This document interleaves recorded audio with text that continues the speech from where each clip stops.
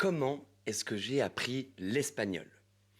Aujourd'hui, dans cette vidéo, je vais te parler un petit peu de mon parcours avec la langue espagnole. J'ai déjà fait une vidéo sur le sujet comment j'ai appris l'anglais, ok? Et donc je t'invite évidemment à regarder cette vidéo si tu ne l'as pas encore fait, mais tu vas voir que la manière dont j'ai appris l'espagnol, c'est complètement différent. Il y a beaucoup de différences, en fait, entre comment j'ai appris l'anglais et comment j'ai appris l'espagnol. Donc aujourd'hui, je vais te donner un peu tous les détails de comment j'ai appris l'espagnol. Je vais t'expliquer pourquoi aussi j'ai changé de méthode. Et c'est assez intéressant parce que apprendre la langue espagnole, ça m'a aussi permis de changer un peu ma méthode d'enseignement. Ok? Donc ça, ce sera le thème, le sujet d'une autre vidéo sur ma vision de l'enseignement, etc. Mais aujourd'hui, je te parle en particulier de mon apprentissage de l'espagnol, mais petits secrets, mais techniques, ok. Et évidemment, l'objectif de cette vidéo, le premier, c'est d'améliorer ta compréhension orale, mais c'est aussi peut-être de te donner quelques outils, quelques méthodes que tu vas pouvoir utiliser ou au moins essayer d'intégrer dans ton processus d'apprentissage. Je le répète quand même, mais tu le sais très bien, il y a plein de méthodes, plein de outils, de petites astuces, ok? Toutes ne sont pas bonnes pour toi, évidemment, mais si tu découvres quelque chose ici, eh bien n'hésite pas à essayer de l'intégrer à ton processus d'apprentissage, simplement. Donc voilà, bienvenue pour un nouvel épisode de French Listening Practice niveau intermédiaire. Si tu n'es pas encore abonné à la page, n'oublie pas de le faire pour ne pas louper les prochaines vidéos. Mets un like, évidemment, et en commentaire, n'hésite pas à me dire si toi, tu as utilisé un peu la même méthode, si tu fais la même chose, ou alors au contraire, si tu as découvert des nouvelles choses ici.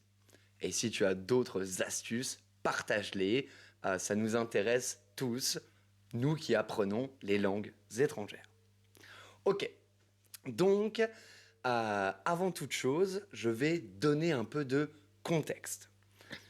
J'ai mes premiers contacts avec la langue espagnole, c'est quand j'ai commencé à travailler comme guide touristique entre le Panama et la Colombie. À ce moment-là, je parlais seulement anglais. J'étais encore en plus au début de mon apprentissage de l'anglais, mais tout était en anglais. Mon travail, les touristes, mes amis, ma copine, tout ça, c'était anglais, anglais, anglais. Ok? Mais évidemment, parce que j'étais au Panama, en Colombie, et avec la communauté indigène qui vit dans cette région, la langue utilisée avec les locaux, c'était l'espagnol. Donc au moment-là, j'ai commencé à apprendre un petit peu l'espagnol avec l'idée que seulement en étant en contact avec la population, les natifs, j'allais très vite apprendre l'espagnol. Grosse erreur, évidemment. Donc, j'utilisais l'espagnol assez régulièrement, mais je pensais que j'étais pas trop mauvais au moment-là. Mais maintenant que je parle l'espagnol, je peux te dire que j'étais vraiment nul. Je connaissais des verbes, je connaissais des phrases, mais je n'arrivais pas à conjuguer. Les expressions, etc., je ne t'en parle même pas, d'accord?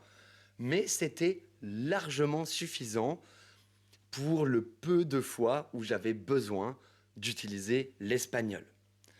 Par contre, dès qu'on commençait à avoir des discussions un peu plus longues sur des sujets que je ne maîtrisais pas, j'étais complètement perdu. Mais au moment-là, donc, l'anglais était plus important. J'avais pas le temps de consacrer beaucoup de temps bien, à l'espagnol, etc. Donc, pendant 2 ans et demi, j'ai survécu comme ça. Attention, je connaissais quand même quelques trucs, etc. Mais je pense que mon niveau, ouais, c'était A2, peut-être. Ok. Le gros avantage, c'est que pour les francophones, eh bien, l'espagnol, il y a beaucoup de similarités. Et donc, on s'en sort, en fait. Ok. Donc après ça, il y a le Covid, je commence à rentrer en France, à voyager, etc. Donc, absolument plus besoin d'utiliser l'espagnol. Et surtout, plus aucun contact avec la langue, simplement. Donc, ça m'a pris quoi? Peut-être pendant 2 ou 3 ans, à ce moment-là, je lâche complètement l'espagnol. Et donc là, en quelques mois, mon espagnol se retrouve à zéro, complètement à zéro. Donc voilà, donc la vie passe, etc. Et donc c'était maintenant, ça fait quoi? Il y a 3 ans, je pense, à peu près. J'ai eu envie de rejoindre mon meilleur ami qui vivait en Colombie pour m'y installer. Ok. Et à ce moment-là, je me suis donc dit, ok, c'est le moment de reprendre l'espagnol et surtout de vraiment l'étudier, de vraiment pouvoir parler l'espagnol. C'est un peu à ce moment que toute l'aventure commence.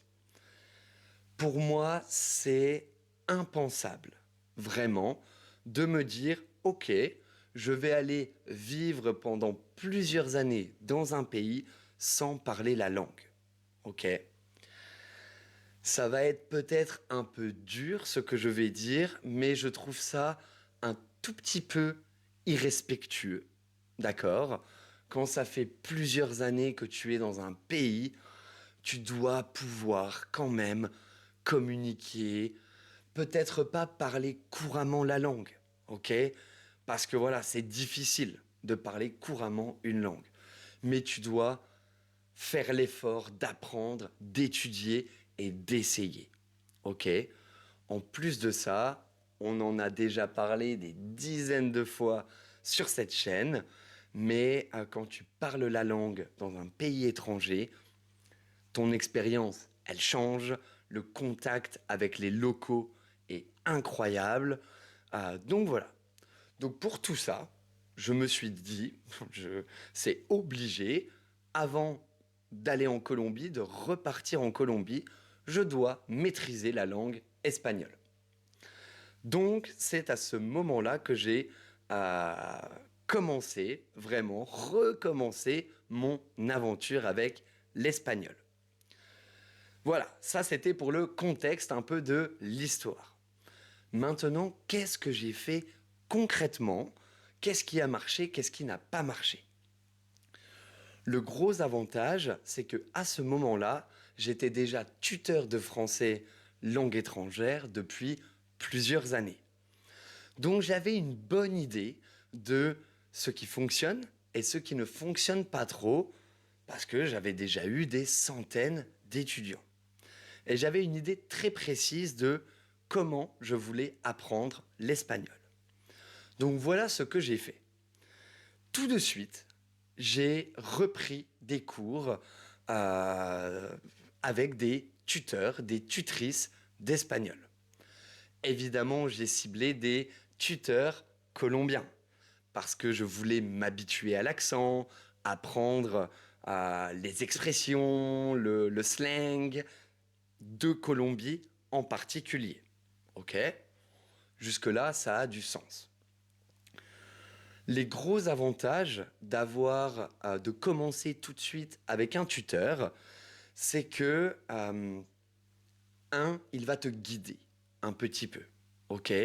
Tu n'es pas tout seul dans la jungle un peu de toutes les vidéos YouTube, toutes les méthodes que tu peux trouver, etc.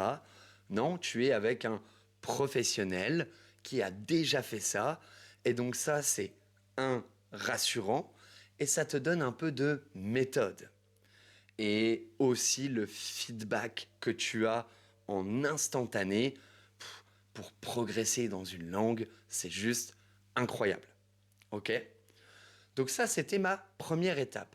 Je me suis dit, je veux tout de suite recommencer à parler, recommencer à entraîner ma bouche avec les sons espagnols, etc. En même temps, j'ai repris une application sur Internet qui s'appelle Babel. En général, on compare souvent Babel à Duolingo. Ok. Duolingo, je ne l'ai jamais vraiment utilisé. Certains étudiants me disent que ça a beaucoup changé maintenant, etc. Ça n'a rien à voir. Ok. Babel, pour te Babel, c'est excellent. Honnêtement, j'adore Babel. Oui, c'est payant, ok. Mais c'est pas très cher quand même pour, je crois...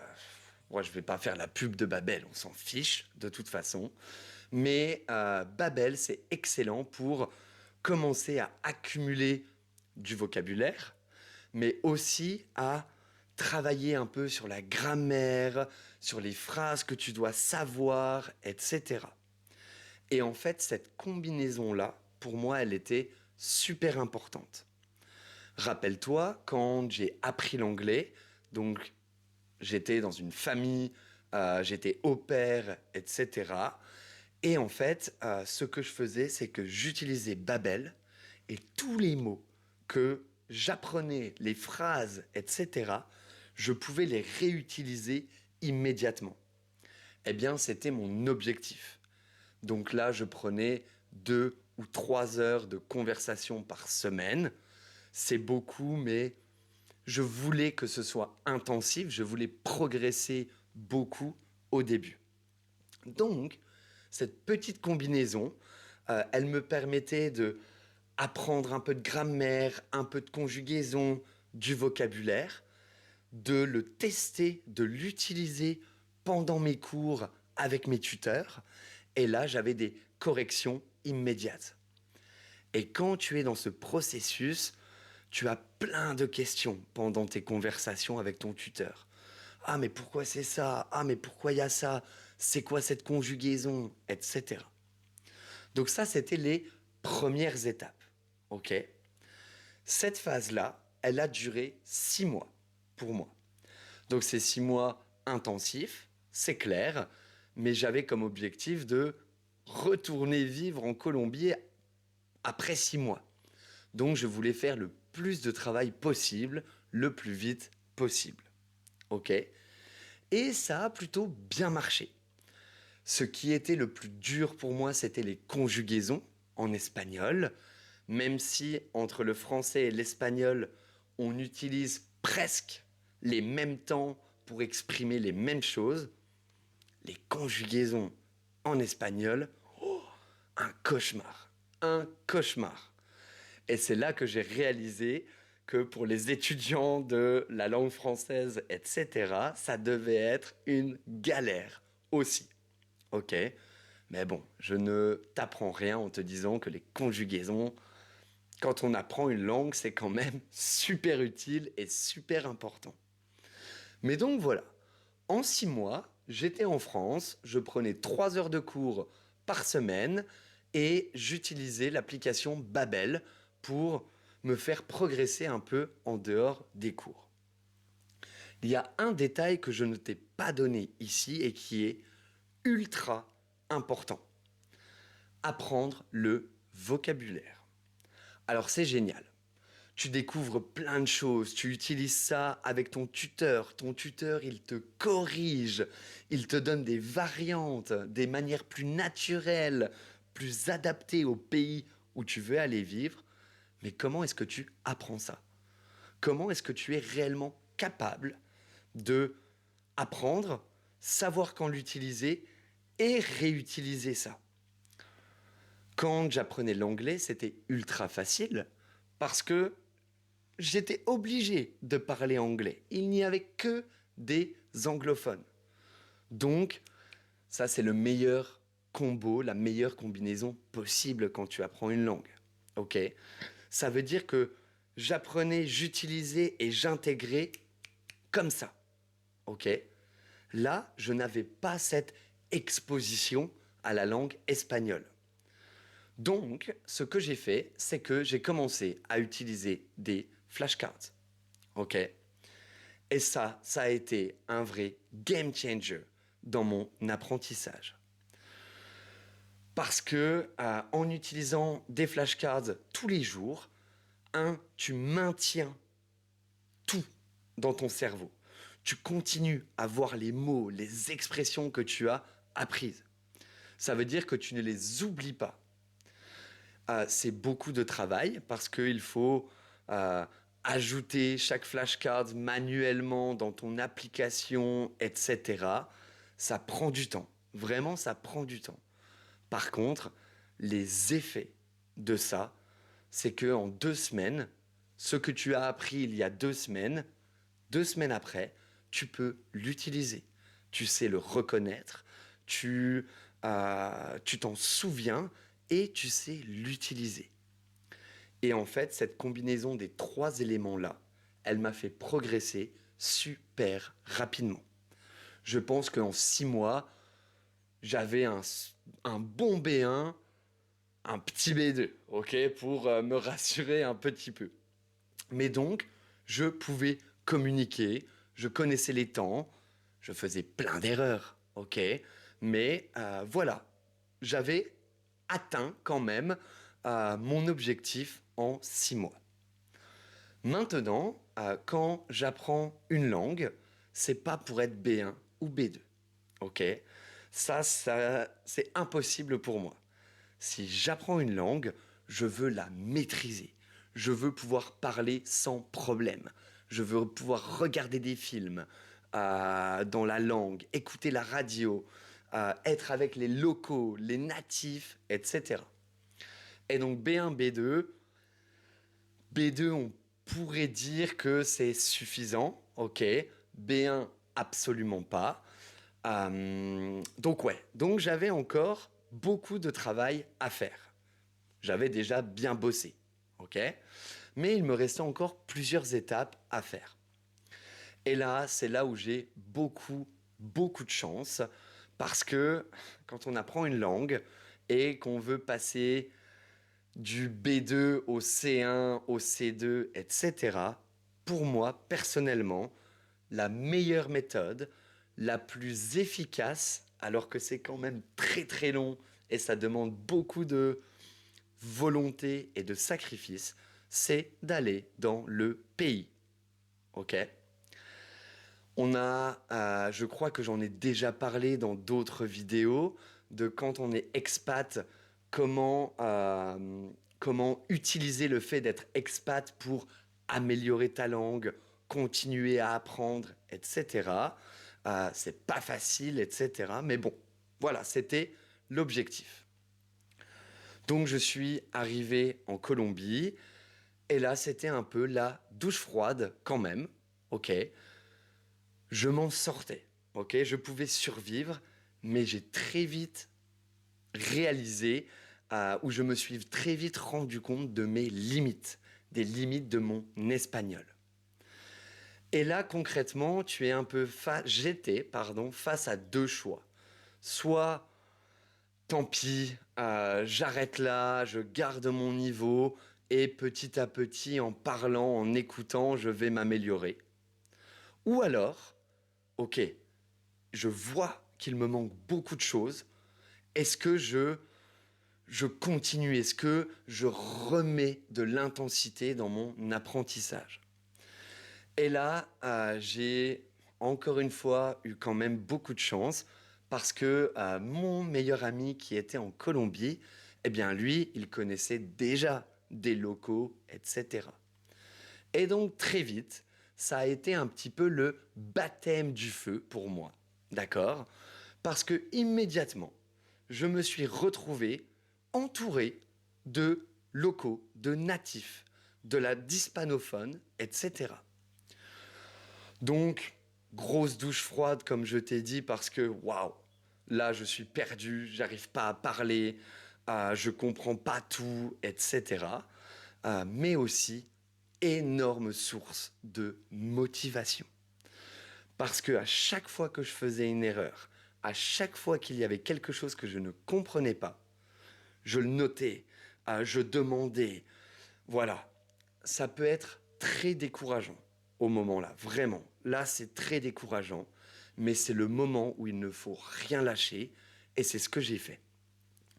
En parallèle, je continuais à faire mes flashcards, donc chaque fois que je voyais, que j'entendais quelque chose, je l'ajoutais à mes flashcards.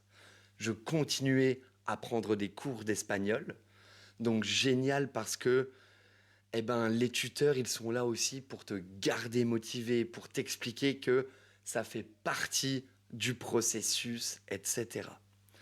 Donc, là, j'avais vraiment le menu king size, un petit peu, ok?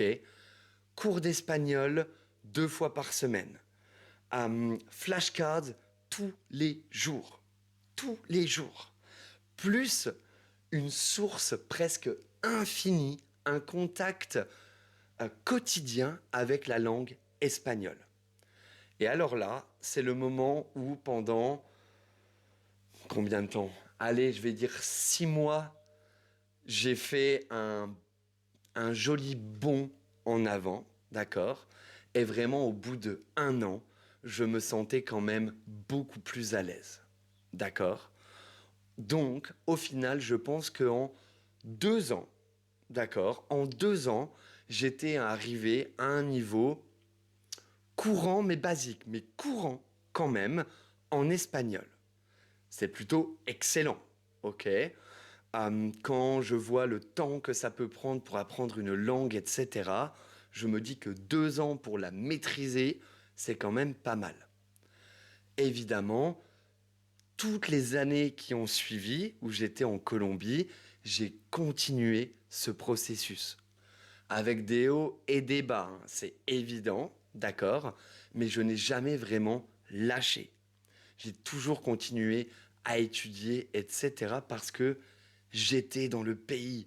Je voulais parler avec les gens, je voulais arrêter de faire des erreurs. Et donc, oui, j'étais découragé plein de fois, mais c'était vraiment mon orgueil un peu qui parlait. Et j'ai pas lâché en fait, j'ai juste continué.